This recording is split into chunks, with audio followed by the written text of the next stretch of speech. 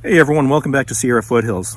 I thought I'd make a video during the pandemic for a few reasons, mostly a diversion for me and others. Hopefully it's interesting to you what other people are doing, what they're thinking. So yeah, I'm out here in the Sierra Foothills. I escaped civilization. I'm not working right now. I don't think, and I hope that it doesn't cause serious and permanent financial injury to me. For the time being, we have the property here in the Sierra Foothills, which I can get away to and isolate myself until the bank takes it away. But I'm out here in isolation, trying to stay busy, get some stuff done, maybe enjoy myself a little bit. My wife is back in civilization. She works a job that's considered essential, so she can't be here. So it's just me and you. So yeah, let's get started then. One of the tasks today is to get the finish mower prepared for the spring cutting, lawn mowing. It's been neglected in the years that I've had it. So this is the first time I've really taken it apart, lubricated it, and maintained it. One of the things is the cutting blades have to be sharpened. They're extremely dull. And as you can see, I took the angle grinder and I marked the top of the blades just to make them idiot-proof. A person with more experience than myself would know what is the top and what is the bottom, but just to take any thought out of it and any memorization out of it, I'm just going to make it idiot-proof, mark T for top on the tops of the blades.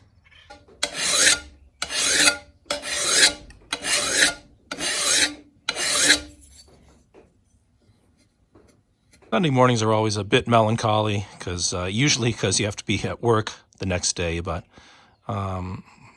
obviously the pandemic is going on and it's just kind of a despondent day. It's been raining on and off, kind of in a half-hearted way. It's a little cold, a little damp. So we're just going to try to be as productive as we can, trying to get this finish mower ready for when it needs to be. I guess I got the wrong socket. That must be a 16. But yeah, just trying to get this just past the time, basically. I think this is a 16. It is a 16.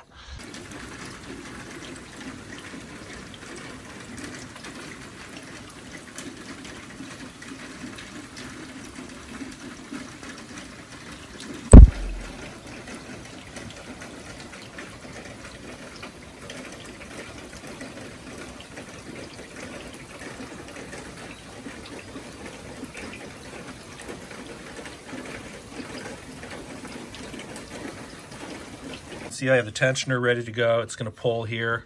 What's probably going to happen is as I pull that, it's going to want to tend to lift this askew. So I got to get these 4 mounting bolts in place so that it stays in alignment with the force that's being applied here.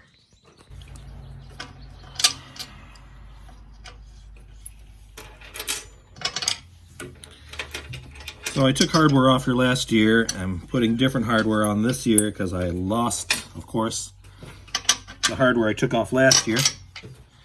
It doesn't seem like these nuts want to screw onto these studs. I noticed the studs are painted, but on some level it doesn't quite make sense to me that they don't want to go on, because they should fit. So, okay, so that's encouraging. They appear to want to go on. They just didn't want to hand tighten, I guess is what it was. Okay, so this is good. So because of the location of the nut and tensioner assembly here, I can't get my ratcheting box end on here, unfortunately. So I have to do it the old-fashioned way. It sometimes seems like someone's trying to torture me. I don't know, maybe I'm just paranoid. They're pretty long. I think I want it a little tighter than that. I can't get much tighter, as you can see here, but let's give it a few more turns.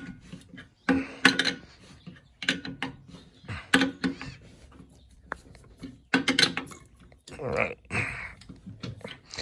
Can I live with that? I think so. I think that's good. Maybe a little bit more. Maybe it'll just take up all the difference here, because honestly, it'll get hot in the summer. It'll get hot from the friction. These belts will stretch. And so, yeah, in fact, there might be a scenario where I just remove this guy altogether, because it might not be giving me as much as I'll eventually need, but we'll burn that bridge when we get there, which would probably be in a couple of weeks from now when I actually start cutting. So yeah, we'll try this on for now. So both of these pulley and belt assembly housings are symmetrical, so you wonder which to put on which side, but there's a few clues here. One of which is all the writing on this equipment is from the standpoint of this direction. If you look at this guy here, so that indicates this goes here. And in fact, here's the other little giveaway. There is a grease zerk in there, and that's labeled such. So I think we got it right here. You just got to make sure that you're not outsmarted by the inanimate objects that are, in league against you. I often feel like I'm being tested. That washer's not big enough.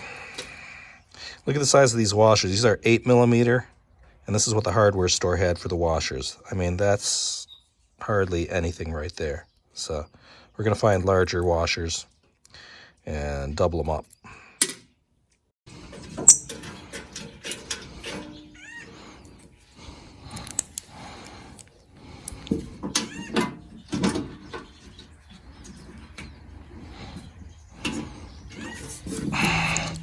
Things are going entirely too smoothly right now.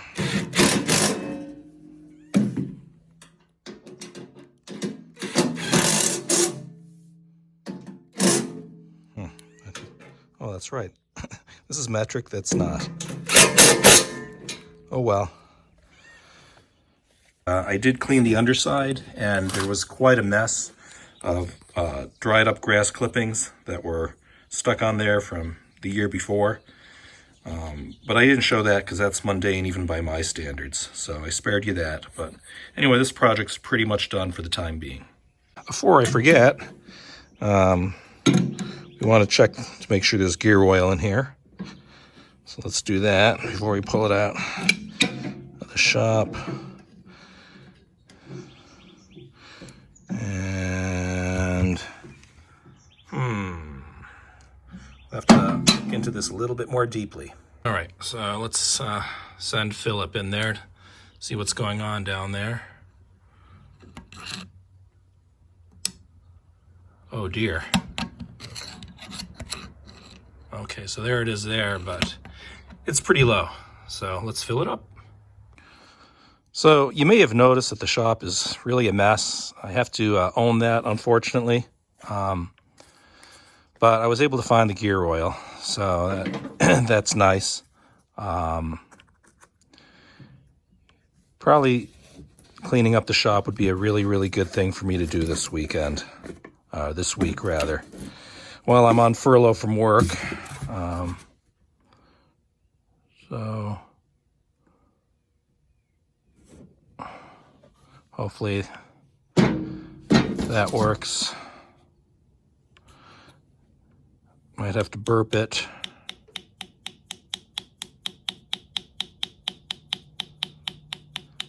The weird thing is I can usually find out where things are in the shop. I knew I had gear oil and I kind of knew what neighborhood it was in. And so I luckily found it. But I do need to clean it. It's ridiculous. The thing is, we're only here usually on weekends, so I'm usually trying to get stuff done, and that does not include organizing it. Typically it has more to do with getting projects done and less to do with keeping things organized. Might have to use a little bit more force here. Burp. Thank you. Cha-ching, baby. Well, I shouldn't celebrate prematurely here, but I think she's all in there, Captain. Let's look. Oh, yeah. So we'll send Phil back in there and see what he says. Break's over, Phil.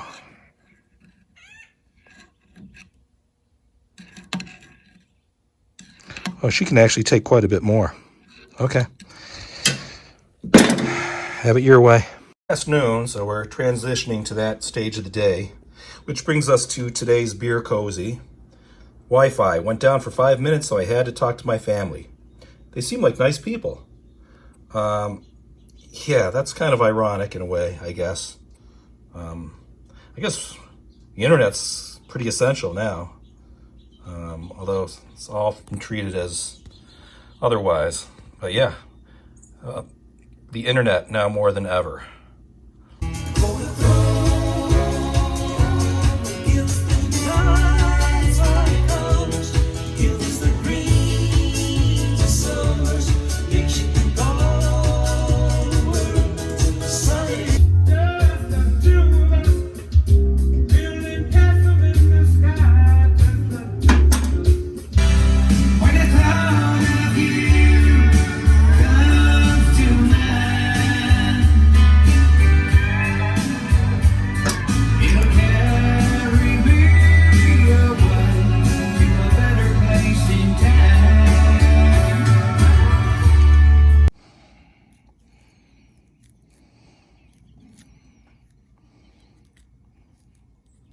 Nothing like the flavor of gear oil and a cutie.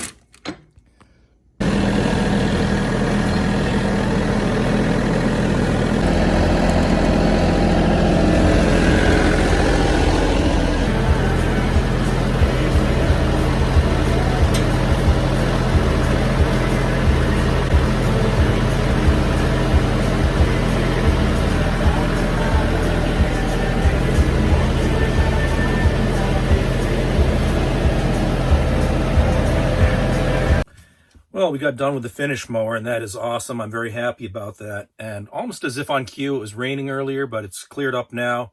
I don't know if you can see the sky behind me. Yeah, there's some patches of blue up there and everything. Almost serendipity, almost as if we were rewarded for our hard work and being industrious and purposeful on kind of a lethargic morning. With regard to that, physical chores, I have a theory on that. And that theory is that we are a species, Homo sapien, and according to scientists, that species is about 300,000 years old.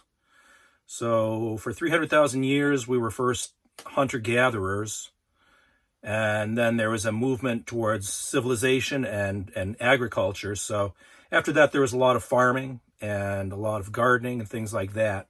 The country continued really on a rural and blue-collar path until 1930, when there was a migration towards the cities.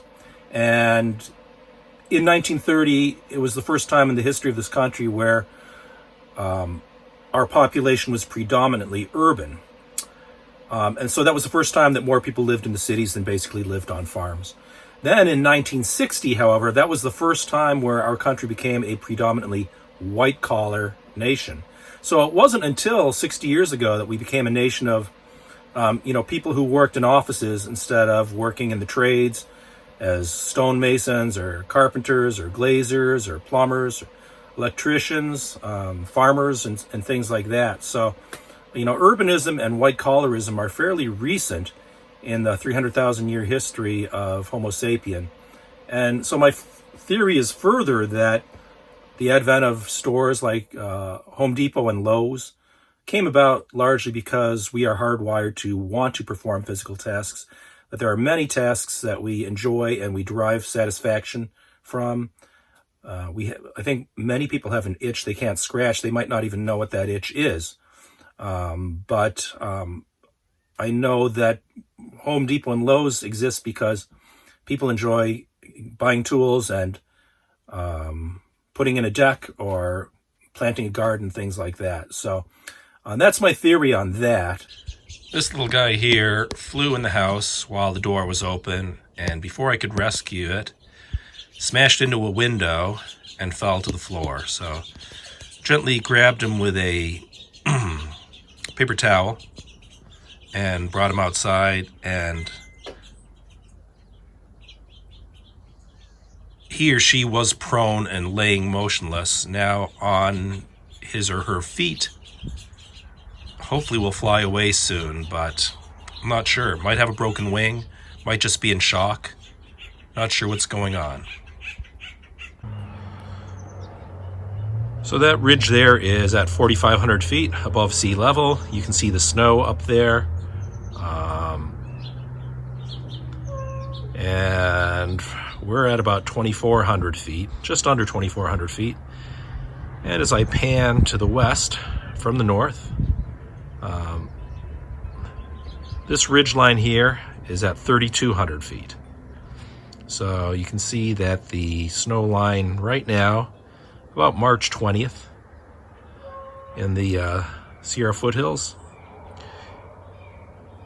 is at about 4,500 feet. Go on. Get out of here. This one doesn't want to leave. I'm going to interrupt your meal here. Wow. Now will you leave? Wow. I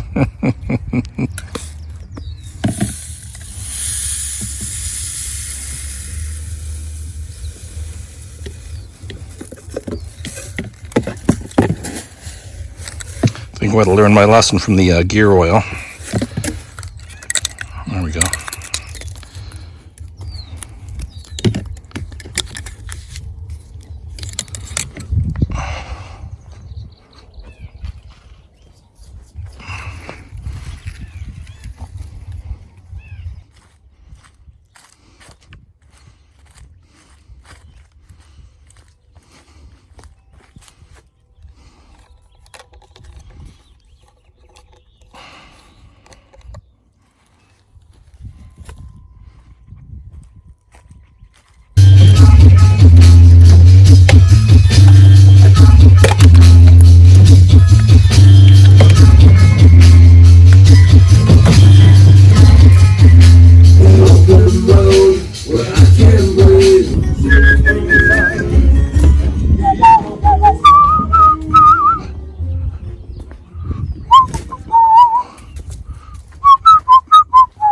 Get out of here, you turkeys!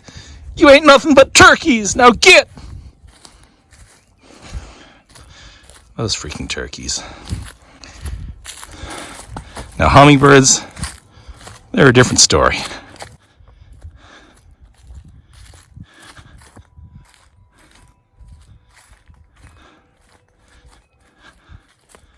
Good hummingbirds, cute little hummingbirds. Eat, hummingbirds, eat. Shut up, turkeys! Shut up! well, I don't know if it's a biological term or a term zoologists use, but this guy's got to be the alpha tom. I just chased his 3 buddies away, but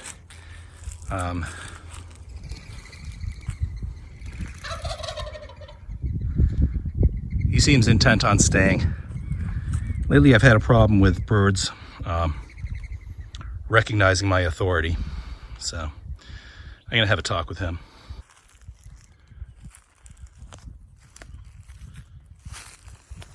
Hey, come here. Come here, buddy. Come here. You chicken. I chose the creek down here to finish the video because earlier in the video I pointed out to you guys that peak behind the house that's at 4,500 feet above sea level. And I mentioned that the house is just under 2,400 feet.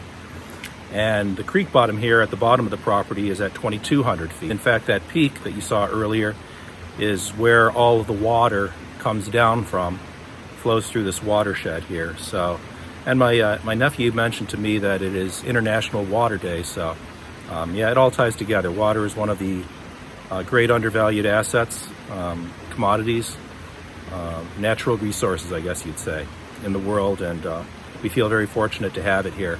And so I guess what I'll leave you with is just a few thoughts on the pandemic. There's been a lot of energy spent as to who's to blame for it. And I think there's a time for that, because at some point you want to make sure that whatever mistakes were made are not repeated. So I think it is important someday to find blame and to figure out what went wrong. But right now, I don't think that does anyone any good. In this country, there's a lot of name-calling and finger-pointing and people blaming other people or getting defensive based on who they identify themselves with. And we really need to get past that and pull together as a country to figure out how we can get through this together. So yeah, as far as the blame thing goes, I don't have a use for it. It's an exercise with no reward. The other thing that people talk about is if we're being too cautious or not cautious enough. Well, this is a pandemic, and no one's been through this before. It's a once-in-a-lifetime situation, and I think in a pandemic, the government's role is to be very, very cautious, like a strict parent. And when I say a strict parent, what I mean is that they give us rules to follow, these shelters in place, and then as individuals we choose whether to follow those rules or not. But if the message from the government to us is indifferent or lackadaisical or half-hearted, how are we going to take that? How are most people going to take that? So we have to err on the side of safety. We have to be overly on guard and militant, vigilant to deal with the situation, to flatten the curve, as they say. And none of that is going to be possible with a government that does not take this seriously. I'm not talking about the United States government only. Obviously the Chinese government had a lot to do with the failure of humanity to deal with the pandemic, and there's been slow responses and insufficient responses at many government levels, national, state, and county. So it seems like we're a step slow and a minute late on everything we've done. So I personally feel that humanity has to do a better job of responding to this, stepping up quickly, decisively, and squashing it. If it gets to a point where we're in a police state or something like that, God forbid, we would only have ourselves to blame for it because we let it get to that point. So, I feel like we should be overly cautious about it. I don't think anyone should really be blamed for it. I think we should just try to take it as an opportunity to come together as a country and heal some of the divisions and work together to come to a solution. So that's about the sum of my thoughts. Anything beyond that, I am out of my depth. But I'm glad you joined us here again on Sierra Foothills, and we look forward to seeing you another day.